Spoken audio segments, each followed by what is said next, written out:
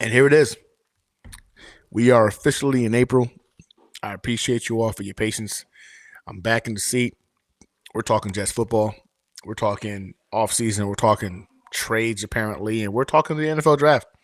Draft's only a couple of weeks away. And a lot has come to fruition. And we're going to go ahead and chop it up and talk about it. Yeah, man, like it's crazy to me right now. Some of the stuff coming out in regards to getting rid of, a stud on our roster. But anyway, I digress. Let's talk. Let's talk Jets football. I can do it all, I will never fall. It's the Renaissance, you know that I got the mother sauce, man. You know I'm the boss, I know what it costs. Have you won a loss? I'm so versatile, yeah, I'm a Renaissance, man. I can do it all, I will never fall. It's the Renaissance, you know that I got the mother sauce, man. You know I'm the boss, I know what it costs. Have you won a loss? I'm so versatile, yeah, I'm a Renaissance, man.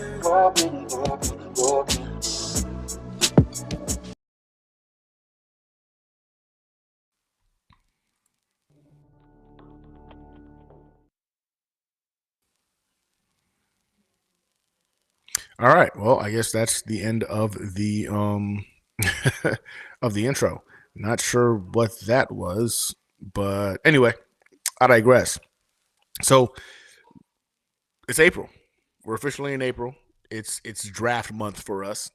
If you're a Jets fan, and there's a lot of conversations being had right now that I don't know if we're excited about or frustrated about, and I wanted to go ahead and kind of share my thoughts on them.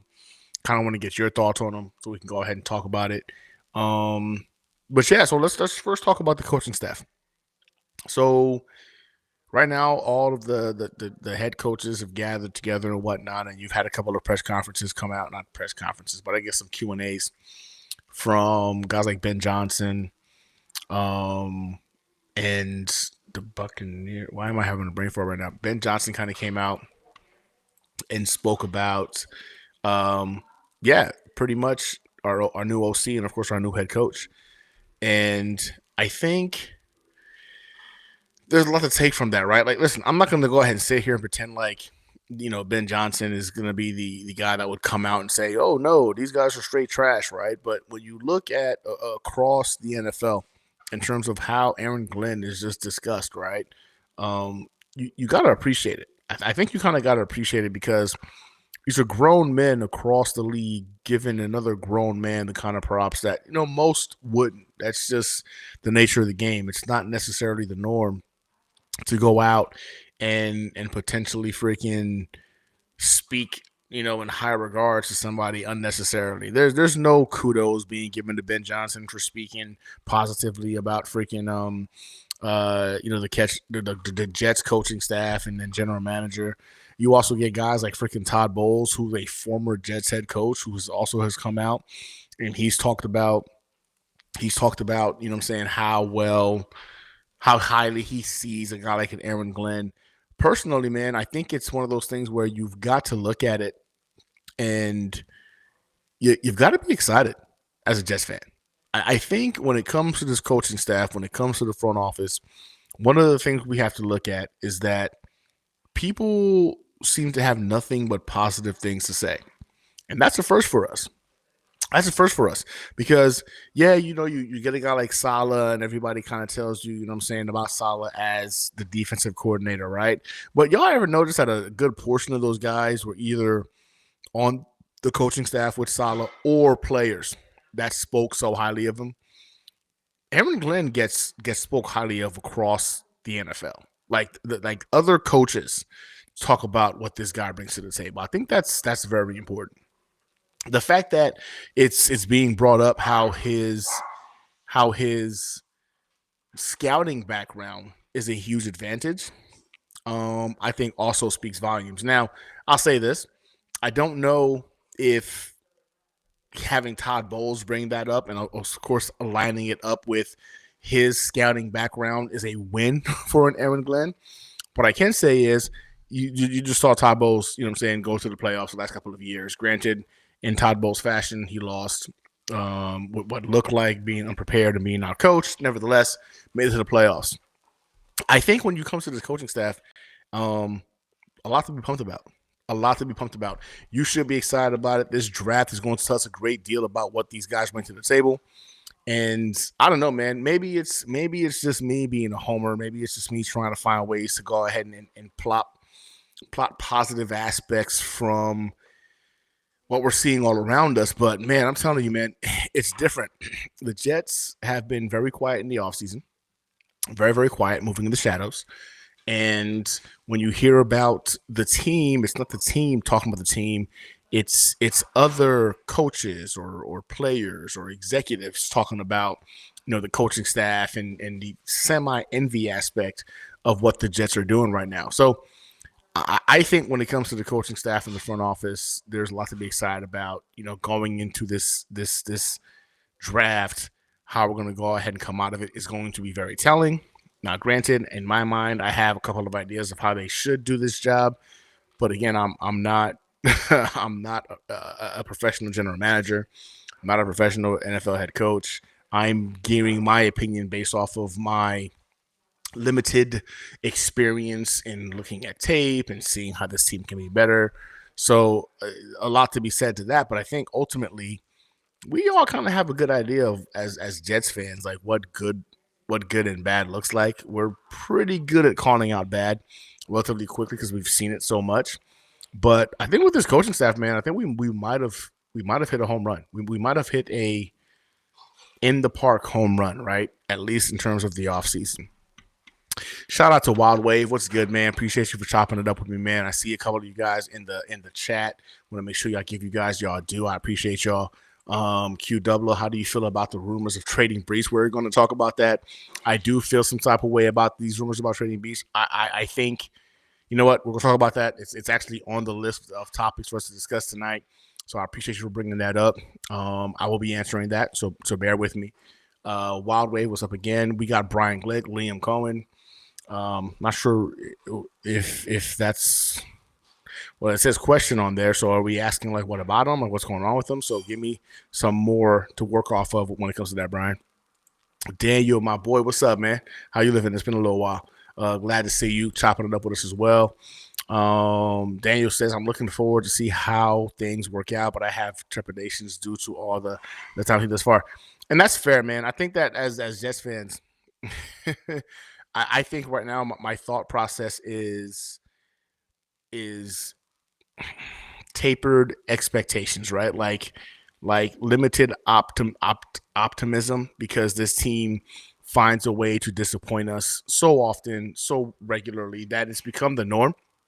And I call it, having Jets PTSD. Like as a Jets fan, like we all have PTSD from what this team has done to us time and time and time again in bringing us up here just to go ahead and just crash and burn and drop us. So I definitely get that, Daniel, man. Like, brother, I'm right there with you in terms of I'm optimistic, but I'm literally forcing myself to kind of like taper that, like to keep that like internal and limited because I know how hard the fall is when you're up here as a Jets fan. Vero Beach Jets, what's up, brother? Nice to see you in the chat with us.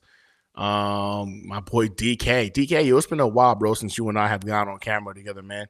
If you've got time over the next couple of weeks, dog, we need to go ahead and jump on and do something together, bro. It's been way too long. I know you busy, you know what I'm saying, doing the dad thing. I get that. But I'm doing the dad thing too. So we can go ahead and find a way to go ahead and pretty much chop it up and get on the same screen together. Brian states most important Jets coach this season is Tanner Angstrom. Listen, there is no lie being told there. Absolutely no lie being told there. Again, this is kind of off of the trajectory I wanted to go to, but this is why it's called a hangout. We just hang out, we talk, we chop it up, and we're going to answer questions and interact as we see fit. This right here, Brian, I think you hit it on the head. In terms of what the head coach is going to do, we already know we brought him in because he is a um okay, Wang, I see you. Because he is a defensive minded guy, right? So I think when it comes down to that portion of it, I don't know if many Jets fans are really upset or even concerned about the defense of the New York Jets. I think a lot of us, we see some pieces are missing. We need to add to it. But the confidence level when it comes to the defense feels really, really high, right? When your head coach is a defensive minded guy, even though he'll tell you he's a coach first, you know what I'm saying? That just happens to coach defense, which I love, by the way. He's a defensive minded head coach. The guy played defense at the NFL level. He's been a defensive coordinator. Now he's a head coach. Brother, you're a defensive minded head coach. That's just the name of the game. Couple that with, bringing in Steve Wilks as your defensive coordinator, there's a lot to love about the defensive direction or trajectory of the New York Jets. There really is. The biggest question mark is what has been the question mark for the Jets for several years now, and that's the offense. We have no clue what to expect. Let's be honest. We thought we had that figured out last year or the last couple of years, right? Where we all swore up and down, listen, the issue is we need a quarterback. Once we get a quarterback, then we're going to be okay because the offense is going to be on par with the defense. And we've spewed that out so often and so much that we all started to believe it. Not only did we start to believe it, we had like the media believing that was going to be the case. We all saw what that looked like last year. It was embarrassing and an utter failure. Now, some will say it's because we bet it all on Aaron Rodgers, who's on the back end of his career. But the offense just looked inept. The team in general looked inept because you saw it kind of get worse and worse as the season went on after we let go of freaking Salah. But the offense was just abysmal, just an abysmal component. I think when you say the most important Jets coach this season is Tanner Engstrand, you are speaking nothing but truth because the New York Jets have not seen a 21st century offense in the 21st century. It just hasn't happened. We haven't seen it. I don't know if they know how to put one together. I don't know if it's even feasible. But at some point or another, you have got to arrive into the 21st century in order for you to do, NFL caliber football things on offense. We haven't seen that. So Tanner is supposed to be the guy that implements this. And I will say this. I appreciate and admire the fact that no one has stated the offense is going to run through this aspect or that aspect or focus on this aspect. We've heard Aaron Glenn literally speak and state that, listen, when it comes to this team, we're going to evaluate the talent. We're going to put game plans together, an offense and a defense together that complement the personnel we have on the talent. And that, to me, it's something that seems so like simple and just makes a lot of sense, but we have not heard that as a Jets fan base in I would say well over decades, multiple, because it's always been about the coach wanting to be a ground and pound or wanted to air it out or wanted to be about. No, it's never been about, hey, what is the talent of this team? What is the talent of the individuals we have on this roster? And how can we go ahead and maximize that talent on the football field? We haven't heard a coach talk about it like that. We just haven't. And we're seeing that for the first time with Aaron Glenn. So when he stated this, it made me realize, okay, we got grown-ups, adults are legitimately in the building making decisions about the direction of this team. And they're not just doing it off the cuff, or they're just kind of like doing it off of their gut. They're going to evaluate what they've got and what is the best product they can possibly put on the field for not just the fan base, but for this team to be successful. That to me was telling, because I've never heard a coach in the last 20 years plus state, we don't know what our identity is yet because we first have to evaluate the talent we have on the team before we can define what the identity is. Never heard that. You always heard, oh, we're going to go ahead and ground and pound it, right? We're going to run it down their guts and we're going to play defense. Or you've heard, we're going to go ahead and air it out and play defense. Or we've heard coaches say specific aspects before really getting into the building and evaluating what their talent level was. Aaron Glenn just did that. And I think Tanner Engstrand is a big component of that, because ultimately his career is going to live or die with how well he does here in New York. You know what I'm saying? Is he going to have a chance to be a head coach or a career offensive coordinator at the NFL? Hey, buddy, you just took a chance on making that happen. Because your career right now is in the hands of your success as a New York Jets coordinator. That's scary. That's kind of scary. But he made that decision knowing how scary it can be and knowing how immediate it could be because you're going to be in one of the biggest media markets on the planet. You have one of the fan bases who's just thirsty and dying for an opportunity to see any level of relevant success at the NFL level. And by the way, we've got more podcasters, we've got more Twitter followers, we're all over the place. So you're going to hear it when you start sucking and embarrassing this team and you're pissing us off. So like to make the decision to come here and this is where you want to go ahead and start off your career, I think speaks volumes to Tanner Engstrand and the balls on this guy that this is where he wanted to come and take his shot as an offensive coordinator. So agreed, Brian. I think when it comes to Tanner Engstrand, he is definitively one of the most important additions to this team this year. Yeah, like it's all going to be predicated on his success level, what he's able to accomplish, what he's able to do. So, man, I don't know if it's going to be a good thing. I don't know if it's going to be a bad thing. But personally, for me, I think that the pure fact they didn't give us lip service and telling us what it was going to be, and they told us like, "Shut up, we don't know what it's going to be yet because we have to evaluate talent." Says that they're trying to do this the right way. So I'm hoping that again Tanner is a part of those conversations to where he stated like, "I don't know what kind of offense I'm going to be running." Because we need to know who the quarterback's going to be, who's our tight end going to be. You know what I'm saying? We know who the running backs are. We have the running back room intact, et cetera, et cetera.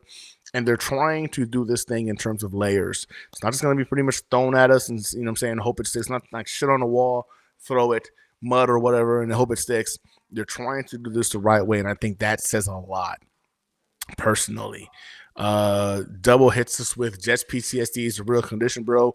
I agree 1,000%. It really is because when you're watching a game and you can't watch the game and just enjoy it because you feel like things are going to go wrong at any given time, that's trauma. That's because of the trauma you've experienced as a Jet fan to where you can't even watch the game in peace and just enjoy it. Even if you're winning, you're still waiting for the bad to happen. Yeah, no, that's PTSD, man. Like you're always expecting the worst and you're on guard for it. The Jets have done that to us as the fan base. All right, we got you don't trade homegrown. Okay, so we are going to get into this because this was one of the big components I want to get into in regards to today's hangout. My boy Wang, what's good, bro? Fellow Marine, Wang in the building. Gunny, what's up? You joining up with the COD squad? Listen, so I got a COD squad. I don't know if you guys knew this. I'm a big Call of Duty guy. And this is it's me and a bunch of Marines. We all jump on and we pretty much just dominate in Call of Duty together regularly. I have been lacking. The last couple of days. I would say even a week. I'll say even a week between real estate courses, work, you know what I'm saying, kids. I have not been on the way I usually am. And Wang, I appreciate you for watching and jumping on and leaving a comment. He's been calling me out all day. New maps just dropped. Verdansk is calling. You know what I'm saying? Those people need our help to protect them. And I'm MIA. I'm talking New York Jets. So Wang, unfortunately, brother, I'm gonna be out again tonight.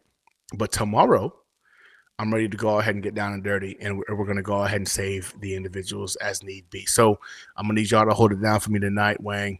You and Matt and Ryan and Ben, do y'all thing. I'll see you guys tomorrow. So I wanted to say that now because I know he's going to keep freaking asking throughout the show. Just letting him know right now what's good. But let's jump into it, man. Let's talk about the rumors going on right now, right? Like the rumors are huge. Vero, what's good, brother? Nice to see you in the building. Sean McCaster, what's happening, man? You guys are starting to show up in waves and making sure I don't miss nobody. I appreciate you all spending your time with me. We've got over 48 on X, another freaking 15 on YouTube, a couple on Twitch, and a couple on Instagram as well. So I appreciate you guys spending your Tuesday night with us at the Hangar, talking New York Jets. You're a very rare breed. You could be doing anything. Instead, you chose to hang out with us and talk about the New York Jets. So, Vero Bets, the fact that they brought back Glenn, there is a chance that the culture and the ownership office has changed regarding re-signing homegrown talent and building culture. And agreed. I feel like that's the direction they should be taking, right? So let's kick it off with one of the biggest rumors right now that we've been hearing about. Brees Hall. Brees Hall apparently is now being discussed and being thrown into the conversation as a potential trade piece for a third round pick.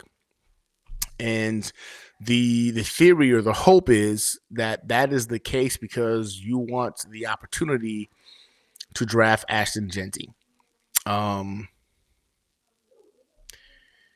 look, listen, I think Genty is a stud.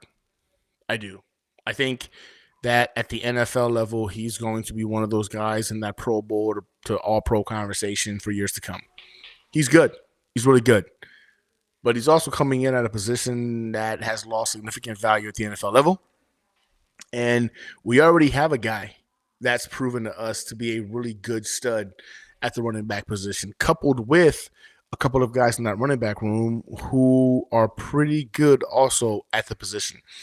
I think a lot of what we've seen the last couple of years has been, especially for Brees Hall, has been predominantly off the cuff, just making things happen because he had to make things happen.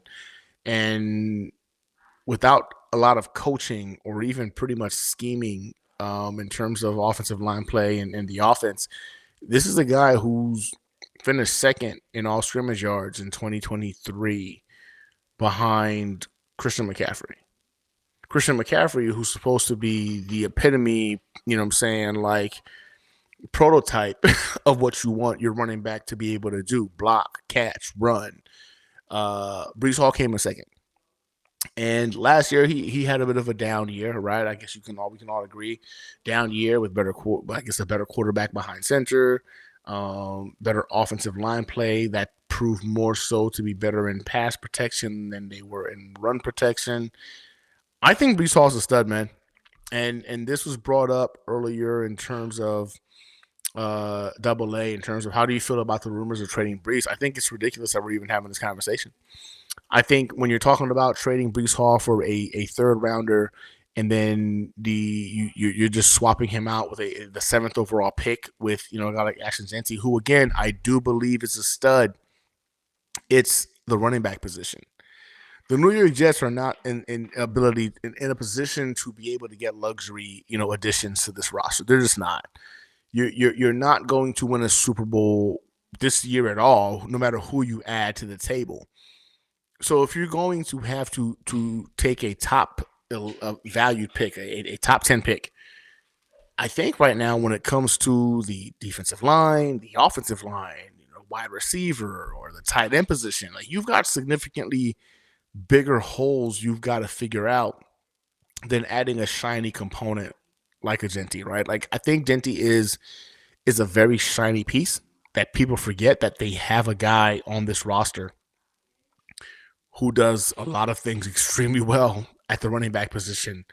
Brees Hall is a phenomenal running back. This is a guy who's graded out as a top 5 running back in the league, in his first 3 years in the league. Why are we messing with that? I don't even understand why this is a route we'd want to take just because Genty's shinier and newer. Like, you're resetting the market in terms of the running back position. Got you. But you're still doing a running back by committee because you have 2 young studs behind Brees Hall that showed last year they can play ball at the NFL level. So you're overdoing it at a position that we really don't have a need in. When your wide receiver position is in shambles, when your tight end position is, we don't even know what that looks like. You have a hole at right tackle. Your defensive line could use some help. I don't understand that concept for me. So I know a lot of individuals are excited about the possibility of adding a guy like Ashton Shinty, man, but I'm not there. I'm not one of them. I don't see how it adds value. I feel like in pursuing that route, you're limiting this team's ability to see growth faster, right? We're going to be in a situation where we're chasing opportunity vice being within reach of it. Look, if we're being honest, man, the Jets aren't winning the Super Bowl next year. They're not. They're not winning the Super Bowl in 2025. It's just not going to happen. Or 2026, however you want to look at it. The Jets are still some pieces away. We made the mistake of believing this team was a quarterback away for the last several years. We were wrong, right? Coaching was a significant hurdle that this team had to overcome. And we've been fortunate and blessed by some pretty nice schedules over the last couple of years that gave us the illusion of competitiveness, gave us the illusion of mattering, right? The Jets have a ways to go. Now the hope is Justin Fields is that dude, right? He's the dude. He's that guy. He can come in here and he can go ahead and finally and the third team put it all together. I don't know if I'm gambling on that. I don't know if that's the hill I'm willing to die on. I do believe if he does figure it out, that is a huge win for us. But then I wonder to myself, what if it's a 1 year wonder type thing and we pass up getting a stud quarterback next year in next year's draft? And like my mind goes to all of these things because again, the Jets PTSD is real, and I can't help but think about the worst case scenarios. But I don't know if this team right now, man, even if they nailed this, if they hit 1,000, batted 1,000 in this year's draft, every person is a stud. Every person adds value. However you want to look at it, I don't know if they're winning a Super Bowl. I just don't. I think the ceiling for this team this year, man, is a wild card appearance. I think that's the ceiling. I think you've got to look at building this thing the right way for the long term. And running back for me is just not top of the position scale, right? Like if you want to re-sign a Brees Hall next year, people keep bringing up like, oh, you lose control. You know what I'm saying? Like you lose control because it's only a 4-year contract. It's the running back position. Brees Hall's not getting freaking Saquon money. He's not going to get Christian McCaffrey money. It's the running back position. It's one of those position groups where it's not that expensive. You know what I'm saying? You want to go ahead and franchise tag them, franchise tag them. It's not going to be that expensive. I don't understand burning the number 7 overall pick for an exciting prospect, but at a position that you're not really like hurting in. The running back room right now is probably our biggest strength on the offense. Like it's got depth from top to bottom. I'm not on board with these trading rumors. In fact, it's kind of frustrating, and I'm kind of hoping it's just that, just rumors. You can kind of tell Brees Hall's agitated by it too. This is a guy who I think he wants to be here. He wants to be a part of the process that changes what the New York Jets become. And that if you follow him on Twitter, if you follow him on Instagram, you've seen him kind of like show like he's agitated by the whole aspect of being traded. And of course, as Jets fans, we can't help ourselves. Everyone and their mom is pushing it like, oh man, thank you for you being a Jet, but it's time for you to go, et cetera, et cetera. For a third round pick, I'm going to go with no, man. When it comes to the rumors of trading Brees Hall, I think it's a mistake. I think the Jets already have a top tier running back room. I do believe Brees Hall is a top tier running back in the NFL. Is Genty potentially better? I think time will tell, but it looks like he might be better, right? Um, but I already know that Brees Hall has been amongst the top contributors at the running back position in the NFL. I know that's a fact. That's real. I've seen that. To gamble on a lottery ticket that can also do it at the NFL level, I think is naive to say the least. And I think we just like shiny new things, right? And this isn't a position of need for us. And which is why when it comes to that, I'm gonna go with I'm a pass. I'm gonna pass on trading Brees Hall. I'm gonna keep Brees Hall and continue to go ahead and build to this team's foundation. And if you wanted to keep Brees Hall in the future, it's not going to cost that much. It's just not. It's a running back position. It's a devalued position. It's not going to cost an arm and a leg. It won't.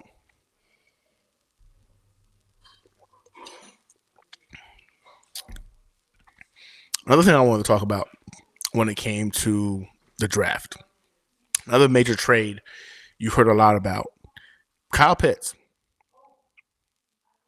Kyle Pitts has been discussed as being somebody potentially that could be traded and brought into the fold. I see a couple of new individuals in the chat. Definitely gotta take my time to say what's up to these guys, man. Uh, excuse me, Dark Soldier, my guy. What's good, brother? Nice to see you. Always a pleasure having you in the chat with us, man. David, welcome to the chat as well. Glad to have you with us and chopping it up. Um, yeah, but yeah, going back to the question, we've got a guy like Kyle Pitts. Listen, I think it's fair to say that Kyle Pitts has been a disappointment in the NFL.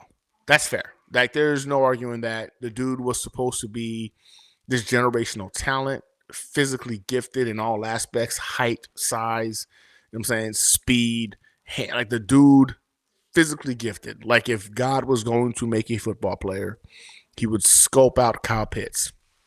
Yet he's been a massive failure in terms of production right after his rookie year. So the rumor is that he's right now being considered a trade asset or piece for the Falcons to move up in the draft. If I'm not mistaken, they're like number 15 in the draft right now. Jets are number 7. And in order for that to happen and for them to come up, they will need to trade Kyle Pitts, their 15th overall pick, and potentially even add a first in next year's draft.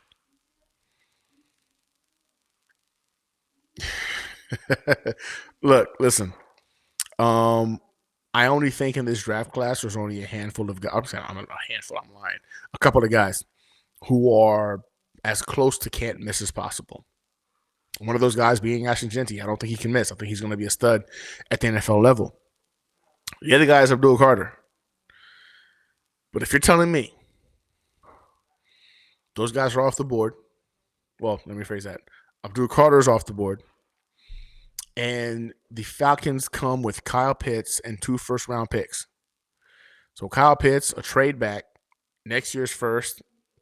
Maybe you throw in a third or a fourth, whatever, right? To make the math right. I think that puts us on track to a faster restructure. I don't want to say rebuild, restructuring. Kyle Pitts, I think, still has potential. I think that maybe a change of scenery could do him right.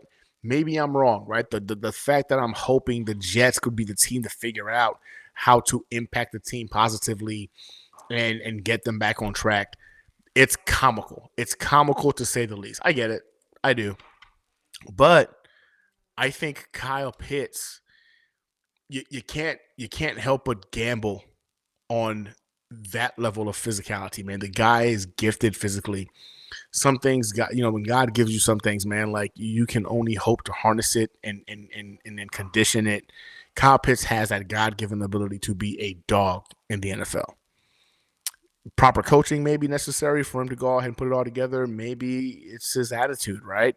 But would a change of scenery help him achieve the attitude? Like, you just can't tell. But he's got the traits that is worth gambling on. If you're going to give me Kyle Pitts, the 15th overall pick this year, a first rounder next year, that alone to me in this draft class is worth it. 100%. Worth it. In fact, the only scenario in which I would have to hesitate if that was the package is if somehow, some way, Abdul Carter is at number 7 and he's there for us to grab. That's the only time I think in this whole situation where I've thought about it and I've ran the numbers in my head. I've looked at my freaking my org charts in terms of priority down to least priority, and I'm thinking to myself, man, I can't. I'd have to consider this. Any other scenario, I don't care if Cam Ward dropped to number 7. I'll take Kyle Pitts. I'll take the 15th overall pick, and I'll take a first round pick next year. Because I've been banging on the table, banging on my chest, saying that next year's draft is the draft where you want to get your franchise quarterback. I don't think there's a franchise guy in this draft. I just don't. Cam Ward might be the guy who could potentially achieve that, but I don't know if he's even going to be that dude. I think next year's draft is the draft that you go looking for your franchise guy. Dark Soldier asks, we'll be taking call-ins. Yeah, I put the link in the chat if you want to jump in and kind of give your 2 cents on it. Love to have you. Jump on real quick before we jump off for the night. But we're just talking about the draft here. We're talking about some of these rumors. Yeah, listen, I just, man, Dark Soldier's saying it perfectly. I think, if they trade Brees Hall for Genty, that would be the dumbest thing to just have done in a long time, which says a lot. And agreed. We agreed. Everybody, it seems like this group feels like that's not the route we go. It feels like everyone agrees with the running back position with Brees Hall at the forefront of it is not screaming help. It's not screaming we need to make a change. It would be dumb. It would just be dumb for me. But again, going back to the Kyle Pitts situation, I'm taking that trade. I just am. I'm not hesitating. I'm taking that trade. I think there's again only two players in this entire draft that you look at and you're not talking about them missing. You're talking about how many Pro Bowls or how many All Pros are going to make. Like Pro Bowls being their floor, All Pros being their ceiling. And that's Genty and that's freaking Carter. Those are the only two guys.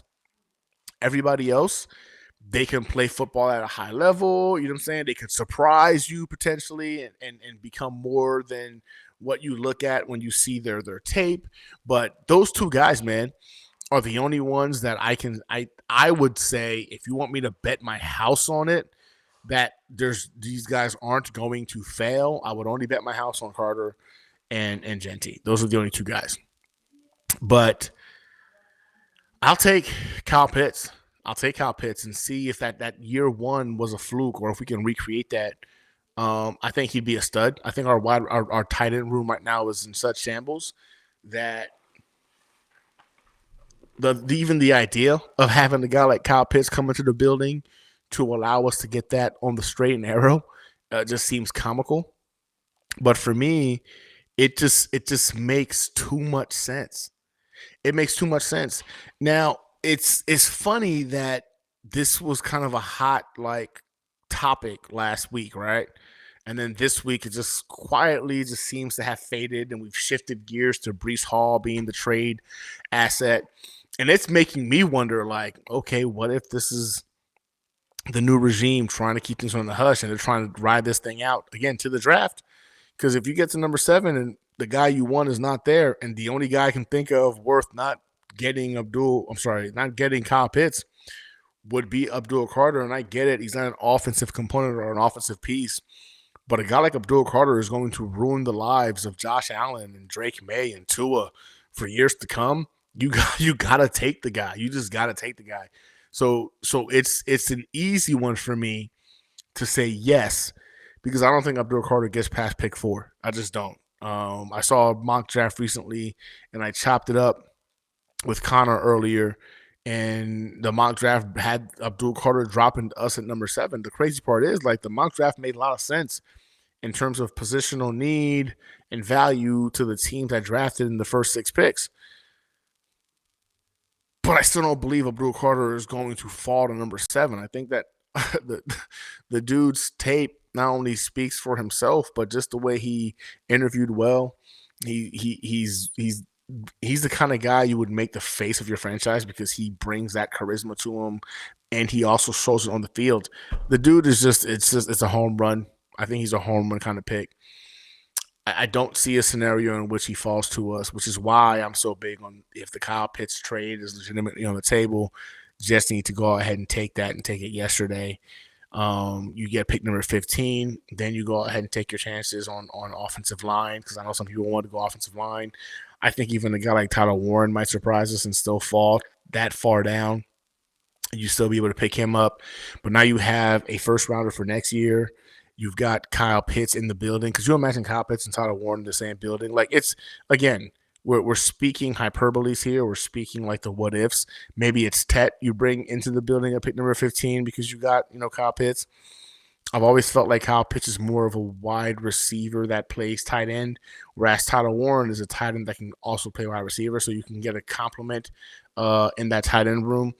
you it this team can get good real fast. I think so. I think they can get good real fast with competent coaching, and of course, making the right decisions on draft day.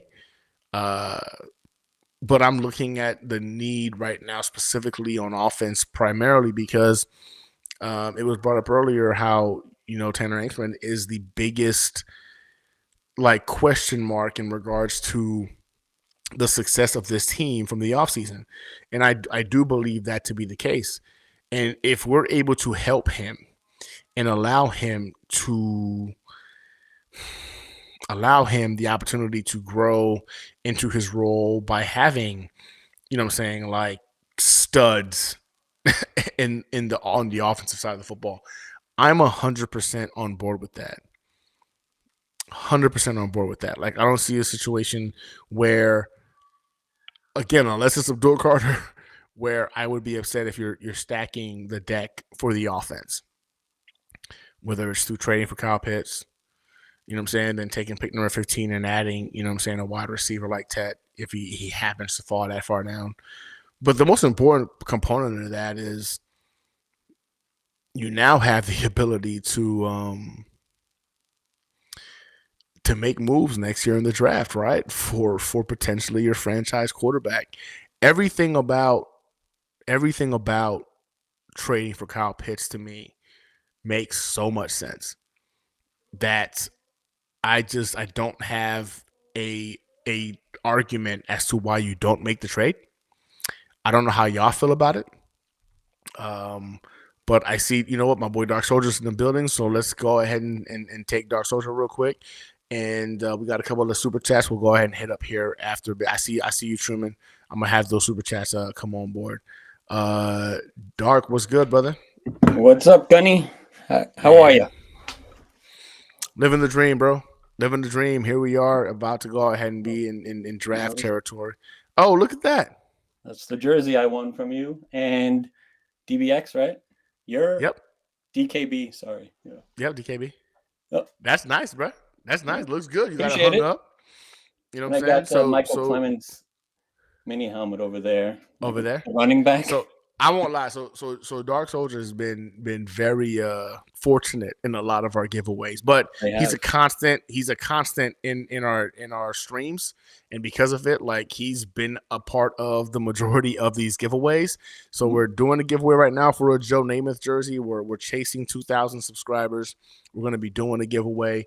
If we're able to do it before the draft gets here, we're going to be including another giveaway in conjunction with the Joe Namath autographed jersey.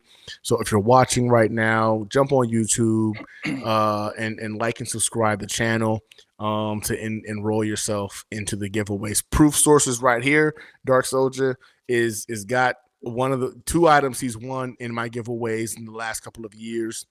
Boom. There it is. Right. So we don't make this stuff up. Gives great giveaways. I do what I can, brother. So how are you feeling, bro, about some of these rumors we're hearing about Breece and Kyle Pitts? Well, I think they're both bogus, especially the Breece one. That would just be total waste. I just think people are doing clickbait. Kyle Pitts, I would look into it more, but I just have to disagree with you. If they do that trade, then Tyler Warren's off the books. And then you go offensive line, defensive line, and fill out those other holes, then get another tight end, so that's just my opinion. I would not draft Tyler Warren, even if he fell at 15. If we traded for Pitts, I would go O-line, defensive line, wide receiver, like you said, Tet. So then question for you. Okay. So if Tyler Warren drops to 15, you got Kyle Pitts as well in the building. You said you'd go Ted. If a guy like Kyle Pitts, who we know you can line up on the outside as the X, right? Like, why wouldn't you bring in a surefire, true tight end? Because I think Tyler Warren is more of a true tight end than Kyle Pitts is. I think Kyle Pitts is, got the size to be a tight end, but the dude plays like a wide receiver. So why the hesitation on wanting to bring in Tyler Warren and a guy like Kyle Pitts? Because there's 2 major holes that we have. Well, a few. Offensive line, and tight end is one of them, defensive line. So if we already grabbed our supposedly good tight end there's a lot of upside to, then why waste pick 15 when we could get a top of the line O line instead of wait till pick 42? Okay. So you're killing So like two birds with one stone with that one trade. I got you. But talking to the offensive line, we need a right tackle, right? I think at 15, having a shot at the top right tackle was pretty much a non-existent factor. Um, I don't think bringing in a guard at that position in the hopes of. No, I agree. But exactly right. Push. I don't want to move. He should stay at freaking guard. I don't want to move the offensive line, the core, as it currently is. So if the offensive line is not there in terms of getting yourself a legitimate right tackle, and I think Ted will be there. I do believe Ted will be there. Let's say it's Ted, Tyler Warren. If those two guys are the options, You're making or me even question better, myself. right? Like You're even better. making me What if question myself because you bring up valid points. right? So like, what I would you wouldn't be do? mad if they grabbed Tyler Warren at 15 if he's available. But it's kind of like you traded and you got Kyle Pitts and then a tight end as well. Like, I don't know.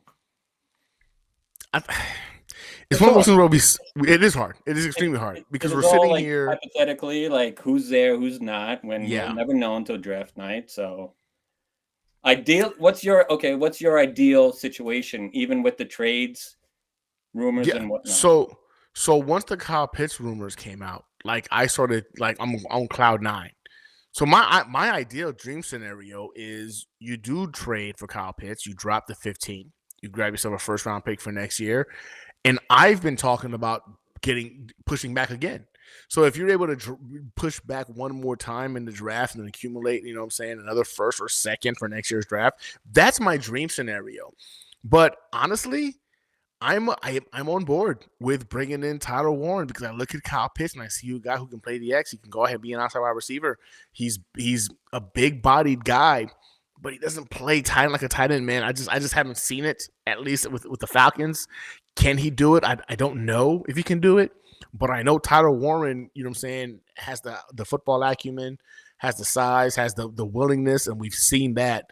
So having two weapons of that caliber coupled with a Garrett Wilson and a guy like freaking Brees Hall, I think can go a long way. So Tyler Warren is still high on my list, even if we bring in Kyle Pitts. Okay. And I know that sounds No, ridiculous, no, it but doesn't. You made actually great points on that. I didn't think about that because he is one of the few that are like guaranteed to like do really well and be like longevity on your team, franchise, so to speak. So you make good points. You make good points. yeah, I mean, Just thinking if the if dream Armin is scenario. there at 15, are you taking and Tyler Warren? Who are you taking if we for that Kyle Pitts trade? If who's there? Armin, right tackle. No, you got to take Armin. I don't Okay, think he'll be there. I don't think he'll I be there. know, But I know. that's what I'm I'm saying. just If saying. Armin was there and Tyler Warren and Okay, we got Kyle Pitts, no, there's no advantage. But perfect. you All right. got to take Armin. Now, That was 100%. like how I was looking into it, and that's why I said Yeah. it'd be a waste. But when you brought up the fact that offensive line, well, right tackles drop Yeah. drastically, then your Tyler Warren made a good point. Yeah, I'm just thinking of the way it's gonna play. I'm not gonna lie to you, I'm excited about this draft. Like I am excited about this draft because I think it's gonna tell us a lot about this group, right? Front office and coach, like what they're really about. So I'm pumped to see those individuals in action. Since I have you on, man, I'm gonna go ahead and ask you a couple of questions here. So we've got Truman Demel, appreciate you, brother, 499 freaking super chat, first of the night. He asked, what is our biggest draft need? And if there's a player that fits like a glove on the New York Jets that nobody is talking about, who would that be? That's above my pay grade. I'll tell you this. So I think the biggest need is definitively going to be offense. I think it's going to be either tight end, wide receiver, predominantly. after Garrett Wilson, I look at this team, man, and there's not much to be afraid of in terms of the receiving room. That whether it's tight end or wide receiver, we all know Brees Hall can catch the ball out of the backfield and make things happen. But I think we are really lacking in that department. Now, the guy that I think a lot of people aren't really talking about actually just met up with the New York Jets. I think it was yesterday. Kyle Williams, wide receiver out of Washington, and I spoke about him a little bit earlier today with Connor. Now, this is the guy, man, 6 feet tall, about 185 pounds, from Washington State, Insane. that Oh, can stretch the field. Like, he is a throw it deep, he'll go get it type of guy. And I think a guy like him potentially being available in the third round, fourth round makes a lot of sense for his skill set, complementing Garrett Wilson and keeping defenses honest for the run game as well. So if there's a guy that didn't or hasn't had, I guess, enough eyes on him, I think would be Kyle Williams. I think there's a real chance that he winds up being a New York Jet just because of what he does, and he does extremely well. But yeah, that would be my go-to guy. That'd be my go-to guy. Is there somebody that comes to mind for you, Dark Soldier, in terms of no? I don't know, like drafting and players like to that extent. So Okay. I'm not gonna lie, I don't know. So I'm not gonna just bullshit you. Okay, fair enough. We have another super chat. Truman. Truman is just putting in the work. So he says, I want Xavier R. Watson, Mikael Meyer, Jeremiah Owusu. I feel like we okay. I feel like we lost some of that translation there. Michael Mayer, Jeremiah. Awesome. So Xavier Watson, I think he's talking about the kid out of Notre Dame. I'm trying to think off the top of my head. Is he a safety? I think he's a safety. Daniel Jeremiah? No. No. Xavier Watts. I think Xavier Watts is the safety out of Notre Dame. I got to pull up my notes real quick. Hold on 1 second here. I'm just thinking like after I'm on the third name, after Michael Mayer. Xavier Watts. Maybe he's responded. Yeah, here we go. So yeah, Xavier Watts is a safety out of Notre Dame. I mean, when are you drafting him, I guess is the question, right? So you say you like him. When would you like to go ahead and pick him up? Now I'm kind of curious, right? So I think the bona fide number one, safety in this class is Starks. I think Starks is without question the guy. But you don't get mad about a guy like Xavier Watts. I think he's a dude that can also help out in coverage as well. I think there's going to be some question marks about his ability to impact the run game. I'm not mistaken, he's really kind of on the light end. I think he's like low 200s in terms of his weight. I don't even know if he's above 6 feet. So he's one of those guys who's going to do really well in coverage. He had, I think, 5 or I think he had a lot of 6 missed tackles. interceptions last year. Is this the gentleman that can't tackle that well? I think yeah, he struggled with tackling. Again, he's a smaller guy, man. He's like 200 something pounds, a smaller guy, but he's a freak athlete, man. He's a freak athlete, and if you ask me, man, he reminds me a lot of oh boy, we just lost Ashton Davis. He reminds me of Ashton Davis, man. Like, you're not mad. Say it again. No, I was sorry. I was just saying. I didn't mean to interrupt you. Great. No, you're good. Yeah, great athlete, freak athlete, right? But I don't know in terms of. Like, how much is he going to push Cisco, right? Because Cisco's also an athlete, a guy who can go ahead and turn the ball over, but he's bigger and a willing, participant in the run game. Man, at 6 feet or below it, man, I think just shy of 200 pounds, Xavier Watts leaves some question marks into what he can do for you in the run game. But again, this is a guy that I think if you're talking about putting him in coverage, he's fluid. He's got some real good quickness about him. And he's got really good football IQ, man. He's able to go ahead and recognize plays before they develop. And so one thing I liked about him is how engaging he is with his hands, right? He's kind of got like these active hands, very active in terms of making sure like he disrupts, a player, wide receiver, tight end, however you want to put it. But I think at the next level, a lot of that can also come back to bite him in terms of flags. So there's some concerns about that. Um, Again, it depends on where you're talking about, Truman, that you want to bring him in. Michael May, I think Jeremiah, like a lot of, I don't know why it's all broken up when he was asking. Just real quick, Watts is pulling up as 6'2", 204. Wait, Watts is what? Six 6 foot foot 204. 204? Okay. I think that's being generous. I don't even really know if he's Yeah. 6 feet. I think they're being generous. He brought up Jeremiah Owasu. I think Jeremiah Owasu also plays for Notre Dame. I want to say that's accurate. Hold on a second. Jeremiah Owasu. Is he linebacker, I think? Or is he a safety also? Jeremiah Owasu. So Jeremiah Owasu, a linebacker for Notre Dame. I won't lie, I haven't watched enough tape on this cat to be able to really speak intelligently, but I know he's like a highly rated linebacking prospect. But I feel like he doesn't do anything that Sherwood can do. Also, a lighter guy, if I'm not mistaken. I think he was also like just 210 roughly. I'm showing this is PFF, so obviously take that how you will. Okay. 6'2", 221. 220. He's second in run defense grade with a 91.7. His pass rush is 77. Oh. His coverage right. is 52. Oh, so then he's the opposite of a guy like Sherwood. I feel like they're very similar size, very athletic build and whatnot. Okay, like I said before, I haven't watched enough tape to really. No, I'm looking at Jeremiah Owusu, I think he said. And that's the only guy I can think of. No, this guy's 25 years old on the Cleveland Browns. Jeremiah Owusu. Wait, is that the same guy? Michael Meyer, Jeremiah Owusu. Is he maybe? So, Truman, all right, brother. I, again, appreciate you, man, with the second super chat.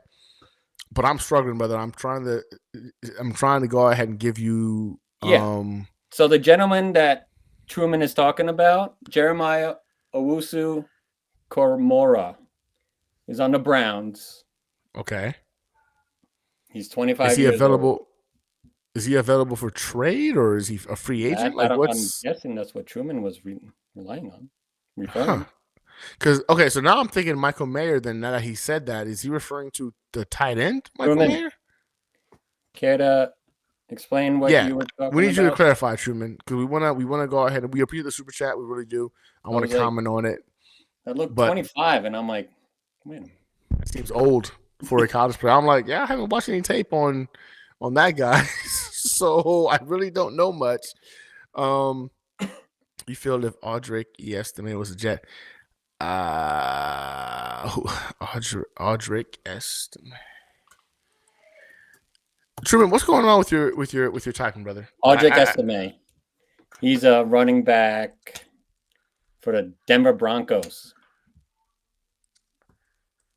Audric Estime. Oh, okay, this cat. All right. I mean, I don't know. I just don't think we need. I don't think we need running back at all, man. That's like you mentioned earlier. I think our biggest strength as far as depth and talent. It's running back. Yeah. Without question for me, it's running back. I haven't looked at any running backs in terms of like bringing in onto the Jets. I haven't. But I did hear something about Audric being available or something like that. I think the connection is coming from the GM and his time in Denver. But again, man, this isn't a guy that I think did anything special with at Denver. He reminds me. I think he looks a little bit like what's the dude that used to be a Cowboys running back? Like Ezekiel? No. Ezekiel, yeah. He has like an Ezekiel Elliott look to him, I think. If I'm like not the square. Yeah. And then like even a similar haircut or something like that. I I remember seeing the picture of him whenever it was being discussed that, you know what I'm saying, there was interest or whatever. And I was like, he's like baby Ezekiel Elliott or something like that. But he's young though. He's like 20 or 21 years old. He's young. Yes, But again, it's not a position of need for us. Like I don't see the appeal in bringing in another running back in a running back room that is as strong as the Jets currently have. And I say as strong because if the pass regime could figure out how to use these guys, I feel like I should feel better about this regime being able to go ahead and use these guys. So that's where I stand on that treatment. I just don't know if Aldrich makes a lot of sense for the New York Jets. I Again, agree. running back position, I just don't see how it adds up. You know what I'm saying? Like in terms of position of need or adding, you know what I'm saying? Because we've got studs in the running back room. That's our strongest room right now on this roster is definitively the running back room. I appreciate you for the super chats, Truman. Really do, man. Means a lot to support the channel, man. All these trade rumors regarding our players are just scuttlebutt. Our office is not moving any just these moves want to be just they should be gone already. Nah, listen, and I'm with Vero. I don't think that we're actually moving any of these guys. I don't think that Brees is going anywhere. No, I don't think Kyle Pitts is going to be traded. You know, you would have to. it's exciting stuff. It's the off season. There's something you need to talk about. I feel like a lot of these teams are kind of reaching, hoping to kind of put a lot of that together. But yeah, no, I'm with Vera on this one. I don't think that we're going to be seeing much traction from these trade rumors. The Jets are going to be picking at number 7. I think ultimately they wind up with Tyler Warren. If they Mind did you, wind up with the oh, sorry, go on. no, go ahead. I was gonna say with this draft class, like trading up or back, you're losing like value because it's not a Yeah, great draft class. So if you it's move not. back, it's like 40 cents to the dollar, like opposed to previous drafts or future ones. So that's why like you got to just be hesitant as well. Like, oh, trade back, trade back. Yeah, but you're not might be compensated enough where you would have in previous years. So it's like you gotta take that in consideration as well. Yeah, and we got to remember if you want to trade back, you need a willing partner that makes That sense to too. trade back with, right? Like Exactly. it sounds so easy. Just trade back, just No, trade back. Okay, well, who wants to come up most teams would want to for trade what? back for capital. Like Yeah, most teams. So it's like, yeah. So my question sharp is, I instincts. don't know if you What's up? mentioned it. Pick 7, right? Are you taking Warren as your first choice? Carter's gone, obviously. Like, you Yes, taking Warren or offensive line? yes. Okay. I'm taking Warren. If Carter is gone, Warren. If you get Warren or Tet in the building, I'm happy. I feel like you're adding weapons for the offense. You're trying to make Tanner Angster's job as easy as possible. You're going to be able to truly evaluate if Justin Fields is a dude or if he's not. At the very least, you've got a foundational piece coupled with your Garrett Wilson and your Brees Hall and your offensive line for the rookie quarterback you're going to draft next year. I think it's extremely important to bring in either a tight end or a wide receiver into this building to start to be a part of this culture shift. So come next year, it's a guy who's going to help the quarterback if again Justin Fields winds up not being the guy. If they take Will Campbell or Armon on 7, how are you feeling? I'm salty about it, but I get it, right? They're good football players. They're going to help contribute, and again, you're pushing towards you're making a decision that's going to still benefit the team. I just think offensively speaking, we've seen such bad offensive football, brother. I want to make it as easy as possible for either the quarterback or for the offensive coordinator to maximize. I just want to see 21st century offense. I think Yeah. we deserve that. We haven't seen that in the 21st century as Jets fans. We just haven't seen it. So I would love to see a 21st That's century freaking offense. depressing. I hate Isn't it. it though? I Like hate it. that's the point. It's embarrassing to be in this state to where we sit here as Jets fans. We're still contributing to the wealth of the Johnsons. This is the fourth most profitable or expensive franchise in the NFL, and we're in 2025, and we still haven't seen a 21st century offense from our team. I'm going to tell you a funny story. So I live in Utah, It's right? good. But born and raised in New York. And I have a Jets flag hanging off of my balcony, my deck, right? So I'm barbecuing and someone is like, "Hey, why are you a Jet fan?" And I say, "Oh, I'm from New York." And he goes, "I never spoken to this guy." He's like, oh, obviously it's not because of their success. And I'm like, mother. Right? It's a constant joke. And I said, you're right. Like, and all you can do is be like, yeah, nah, you got me. like this guy. What are you going to say? You got to take it. Being a Jets fan has been you're absolutely eating right. punches left and right from other fan bases, and I hate it with a passion. I'm in over Utah, it. so it's not like rivals here, you know? No. We don't even have a football team. I'm in Texas. Like, y'all ain't got to worry about us. Y'all got the Cowboys. Talk about each other. I get shit all the time at work. Like my manager specifically always got some shit to say about the New York Jets, and I got to take it because I got a goddamn jersey hanging up in my freaking office. You know what I'm saying? So he's got jokes for this. I set myself up for this. I did this to myself. Yeah. But I'm a diehard Jets fan, man. I believe in this team. And I keep saying, you know what? When they do turn it around, oh my God, it's going to be so sweet because we've been taking so much shit for so long representing this team. Yeah. It's just a matter of time. Just a matter of time. Shit. All right, Dark. We've hit the hour plus mark, man. Well, great seeing you, Gunny. Thanks for having me on. Brother, I appreciate you, dog. Thanks for talking up with us. My wife is flying to Austin tomorrow, so I'm gonna give her the recommendations for the restaurants for sure. If you have any other questions, man, hit me up. Austin's got some good spots to go ahead and try out. All right, brother. You have a good night. There goes Dark Soldier, man. He's been riding with me, man, since day one. He's legitimately one of my original subscribers. Like one of the original, I think one of the top 5 original subscribers on my channel. So much love, much respect for Dark Soldier, man. Appreciate you for chopping it up with us. Yeah, man, but that's tonight's show, man. I think right now, a lot of the rumors, as exciting as they are, I don't really think there's a lot of it's not real. I don't know if we're going to see, Kyle Pitts as a New York Jet. I don't think Jets are going to be able to go ahead and find a trade partner that's willing to go ahead and fall back to the 15th or whatever. I think it's a lot of hyperbole. Maybe it's a lot of a shift of hand or change of hand, a little bit of magic, so to speak, that the Jets front office is trying to implement on, I guess, the other teams to make sure they get their guy. I don't know. I think what it boils down to at the end of the day, the Jets will wind up with either Tyler Warren, Tet, and it wouldn't even surprise me if they went defensive line or corner at number 7.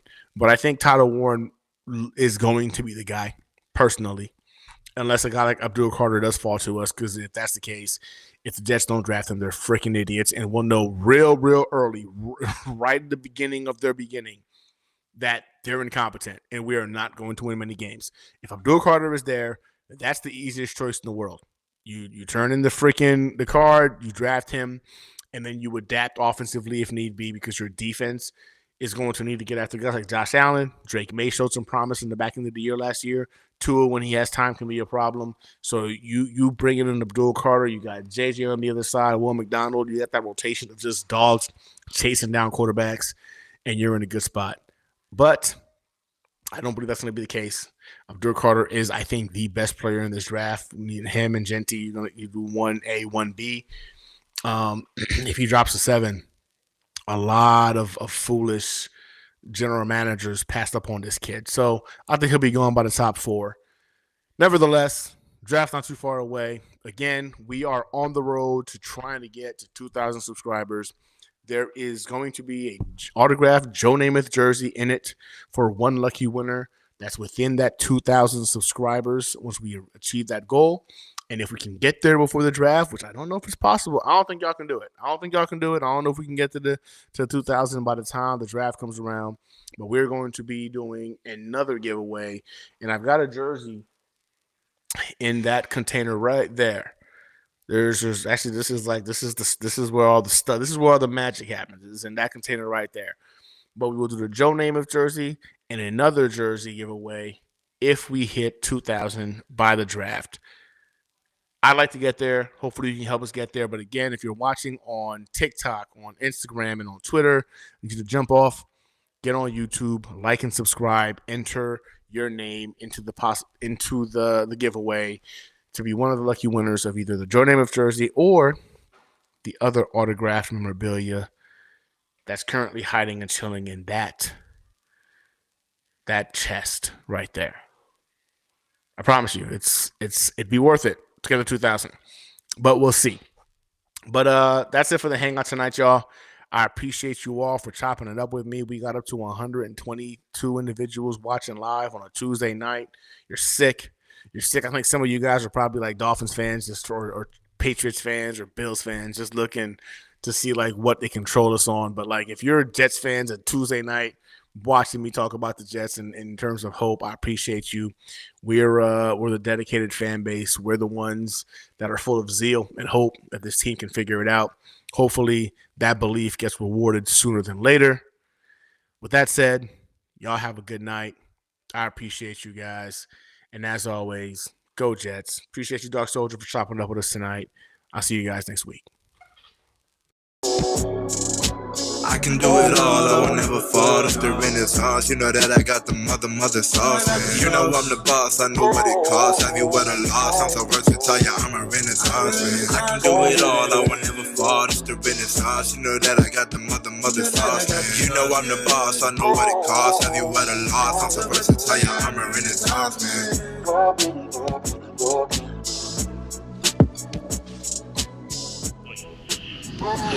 Any players that's here now, put your seatbelts on and get ready for the ride. Put your seatbelts on and get ready for the ride. Listen, there are going to be some challenges, but with challenges becomes opportunity, gets opportunity. But here's what I do know. We're the freaking New York Jets, so we're built for this shit.